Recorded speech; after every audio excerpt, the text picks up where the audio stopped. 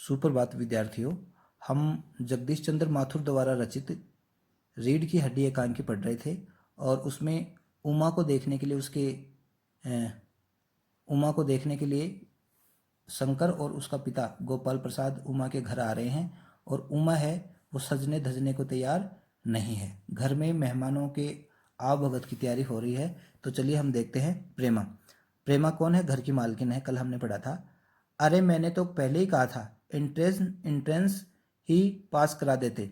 लड़की अपने हाथ रहती और इतनी परेशान न उठानी पड़ती, पर तुम तो एंट्रेंस यानी 10th पास 10वीं पास करवा देते तो क्या रहती, लड़की अपने हाथ में रहती। अभी देखिए यहाँ शिक्षा के प्रति इन लोगों की कैसी मानसिकता है। इसका मतलब यही हुआ कि जो ज़्यादा पढ़ लिख जाते हैं अपने माँ बाप के हाथ से निकल जाते हैं, ऐसा कतई नहीं है। ये बात सही नहीं है। लेकिन जगदीश चंद्र माथुर ने तत्कालीन समय की मानसिकता को यहाँ प्रकट किया है। गोपाल स्वरूप बात काटकर चुप चुप दरवाजे में झांकते हुए, तुम्हें कतई अपनी जबान पर काबू नहीं है। किसको कह रहे हैं? प्रेमा को। कल ही यह बता दिया था कि उन सब लोगों के सामने जिक्र और ढंग से होगा, मगर तुम तो अभी से सब कुछ उगल देती हो। उनके आने तक तो न जाने क्या हाल करोगी। प्रेमा, अच्छा बाबा, मैं न बोलूँगी, जैसी तुम्हारी मर्जी हो करना, बस मुझे तो मेरा काम बता दो। रामस्वरूप की पत्नी प्रेमा क्या कहती है कि तुम्हारी मर्जी है, जैसा तुम चाहो वैसा करो, मुझे तो मेरा काम बता दो। रामस्वरूप, तो उमा को जैसे हो तैयार कर लो, यानी वो जबरदस्ती तैयार करवा रहा है क्योंकि उमा तैयार नहीं हो रही। न सही पाउडर वैसे कौन बुरी है, पान लेकर भेज देना उसे। और नाश्ता तो तैयार है ना। रतन का आना। रतन कौन है? नौकर। आ गया रतन, इधर ला, इधर बाजा नीचे रख दे, चद्दर खोल, पकड़ तो जरा इधर से, चद्दर बिछाते हैं। प्रेमा, नाश्ता तो तैयार है, मिठाई तो वे लोग ज़्यादा खाएंगे नहीं, कुछ नमकीन चीज़ें बना दे, फल रखे हैं ही, चाय तैयार है और टोस्ट भी, मगर हाँ मक्खन तो आया ही नहीं। प्रेमा क्या कह रही है? नाश्ता तो तैयार है, मिठाई तो वे लोग ज़्यादा खाएंगे नहीं, कुछ नमकीन चीज़ें बना दी हैं, फल रखे हैं, चाय तैयार है और टोस्ट भी, मगर हाँ मक्खन तो आया ही नहीं। रामस्वरूप, क्या कहा? मक्खन नहीं आया? तुम्हें भी किस वक्त याद आई है? यानी एन वक्त पे मेहमान आने वाले हैं और अब तुम्हें याद आई है। जानती हो कि मक्खन वाले की दुकान दूर है, पर तुम्हें तो ठीक वक्त पर कोई बात सूझती ही नहीं है। अब बताओ, रतन मक्खन लाए कि यहाँ काम करे। यानी उसके भूल हो जाती है कि किनके? प्रेमा के। वो मक्खन नहीं मंगवा पाती है और फिर रामस्वरूप कहते हैं कि अब तो मेहमान आने वाले हैं, अब रतन को यानी नौकर को मक्खन लाने भेजे या घर का काम कराएं। दफ्तर के चपरासी से कहा था आने के लिए, सो नखरा के मारे। प्रेमा, यहाँ का काम कौन ज़्यादा है, कमरा तो सब ठीक ठाक ही है, बाजा सितार आ ही गया, नाश्ता यहाँ बराबर वाले कमरे में ट्रे में रखा हुआ है, सो तुम्हें पकड़ा दूंगी, एक आध चीज़ खुद ले आना, इतनी देर में रतन मक्खन ले ही आएगा, 2 आदमी ही तो हैं। यानी उमा को देखने के लिए 2 व्यक्ति आ रहे हैं, इसलिए कोई बात नहीं है, अगर मक्खन नहीं है तो इसको रतन को मार्केट में बाज़ार में मक्खन लाने के भेज दो। नाश्ता तैयार ही है, बराबर वाले कमरे में ट्रे में रखा हुआ, मैं तुम्हें पकड़ा दूंगी और कुछ चीज़ें तुम खुद अपने आप ले लेना। रामस्वरूप, हाँ, एक तो बाबू गोपाल प्रसाद और दूसरा खुद लड़का। देखो, उमा से कह देना जरा करीने से आए, करीने से यानी सज धज के आए, आराम से आए, शांति से। ये लोग जरा ऐसे हैं, गुस्सा तो बहुत आता है इनके दकियानुसी ख्यालों पर, दकियानुसी यानी बेकार की ख्यालों पर। खुद पढ़े लिखे हैं, वकील हैं, सभा सोसाइटियों में जाते हैं, मगर लड़की चाहते हैं ऐसी कि ज़्यादा पढ़े लिखे नहीं हो। यानी जो गोपाल प्रसाद और उनके बेटे जो आएंगे वो क्या है, ज़्यादा पढ़े लिखे हैं और क्या करते हो, खुद पढ़े लिखे हैं, वकील हैं, सभा सोसाइटियों में जाते हैं, मगर लड़की क्या चाहते हैं, कम पढ़ी लिखी, यानी ज़्यादा पढ़ी लिखी ना हो। प्रेमा, और लड़का बताया तो था तुम्हें, बाप शेर तो लड़का सवा शेर, बीएससी के बाद लखनऊ में ही तो पढ़ता है, मेडिकल कॉलेज में।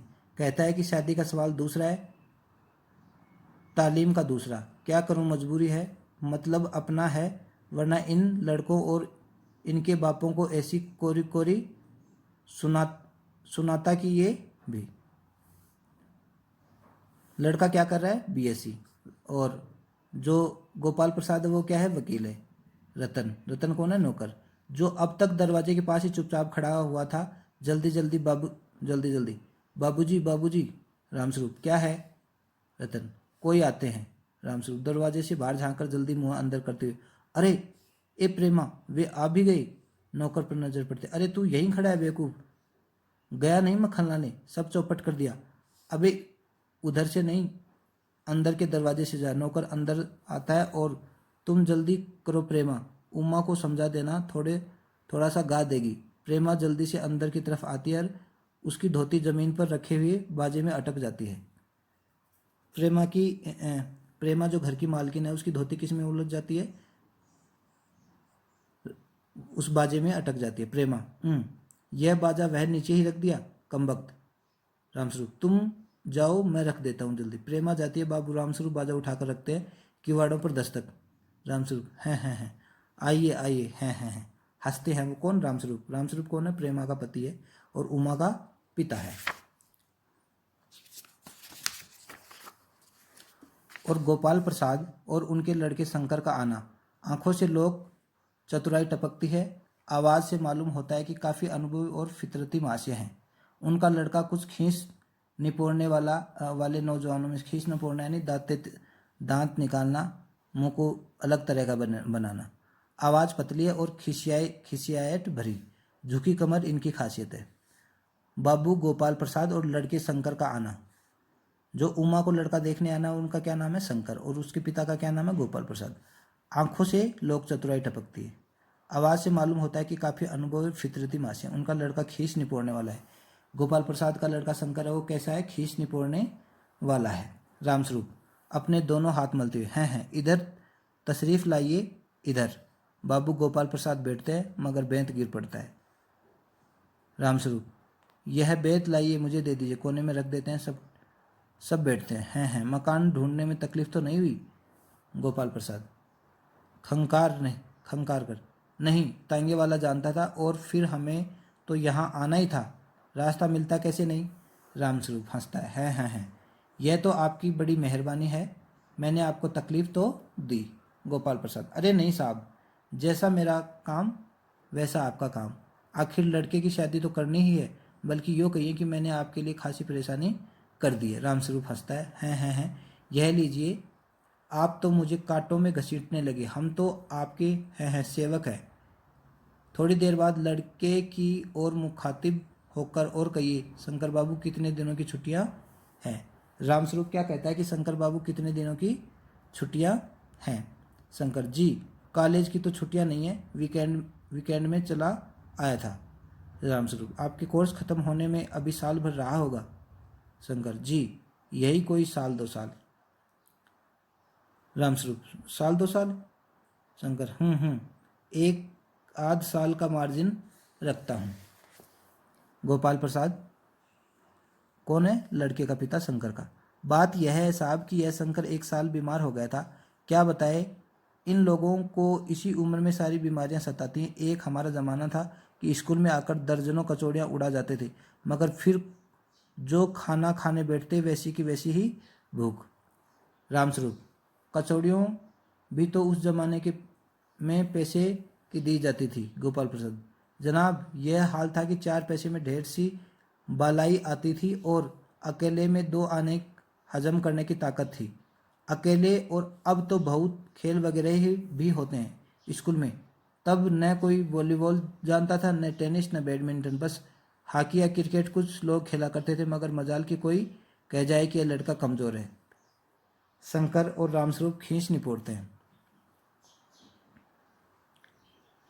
रामस्वरूप, जी हाँ, उस जमाने की बात ही दूसरी है। हैं। गोपाल प्रसाद जोशीली आवाज़ में, और पढ़ाई का यह हाल था कि एक बार कुर्सी पर बैठे कि 12 घंटे की सीटिंग हो गई। 12 घंटे जनाब? 12 घंटे जनाब, मैं सच कहता हूँ कि उस जमाने का मैट्रिक भी वह अंग्रेजी लिखता था, फर्राटे की आजकल एमए भी मुकाबला नहीं कर सकते। रामस्वरूप, जी हाँ, जी हाँ, यही तो है। गोपाल प्रसाद, माफ़ कीजिएगा बाबू रामस्वरूप, उस जमाने की जब याद आती है अपने को जब्त करना मुश्किल हो जाता है। रामस्वरूप, हैं। जी हाँ, वह तो रंगीन जमाना था, रंगीन जमाना है। शंकर भी ही करता है, और शंकर क्या खींच नहीं पोड़ता, दांत निकालता है। गोपाल प्रसाद, एक साथ अपनी आवाज़ और बदलते हुए, अच्छा तो साफ बिजनेस की बातचीत हो जाए। तो विद्यार्थियों, आज के वीडियो में सिर्फ इतना ही। पाठ को एकांकी को अगले वीडियो में और पढ़ेंगे। धन्यवाद।